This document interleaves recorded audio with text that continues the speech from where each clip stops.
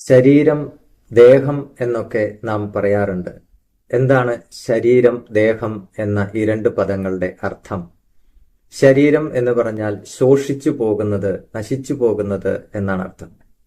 ശങ്കരാചാര്യര് തന്റെ കൃതിയായിട്ടുള്ള ആത്മാനാത്മ വിവേകത്തില് പറയുന്നുണ്ട്, ശീര്യത്തെ വയോഭിർ ബാല്യ കൗമാര യൗവന വാർദ്ധക്യാദിഭിരിതി ശരീരം. നമ്മുടെ വയസ്സ്, പ്രായം, അതുപോലെ തന്നെ ശൈശവം, ബാല്യം, യൗവനം, കൗമാരം, യൗവനം, വാർദ്ധക്യം തുടങ്ങിയിട്ടുള്ള ആ പരിണാമങ്ങളിലൂടെ ശരീരം ക്ഷയിച്ച് ക്ഷയിച്ച് നശിച്ചു പോവുകയാണ് ചെയ്യുന്നത്. അപ്പൊ ശരീരം എന്ന വാക്കിന്റെ അർത്ഥം നശിച്ചു പോകുന്നത്, നാശത്തിലേക്ക് കൊണ്ടുപോകുന്നത് എന്ന് തന്നെയാണ്. ദേഹം എന്ന പദത്തിനും ഇതേ അർത്ഥം തന്നെയാണ്. ദേഹ ഭസ്മീകരണേ, ഭസ്മമായി തീരുന്നത്.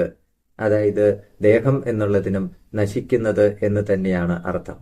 എന്നാൽ മരണശേഷം ചിലർ ശരീരം ദഹിപ്പിക്കുന്നില്ല, കുഴിച്ചിടുന്നുണ്ട്. അപ്പോൾ അത് ഭസ്മമായി തീരുന്നില്ലോ എന്ന ഒരാശങ്കയുണ്ടാകാം. അവിടെ പറയുന്നത്, നാം ജീവിച്ചിരിക്കുമ്പോൾ തന്നെ നമ്മുടെ ശരീരം ദേഹം ആകുകയാണ്. അതായത് കടുത്ത ദുഃഖങ്ങളാല് ആ ദുഃഖമാകുന്ന അഗ്നിയിൽ നാം തപിക്കുകയാണ്, ദഹിക്കുകയാണ്, ഭസ്മമായി തീരുകയാണ് ചെയ്യുന്നത്.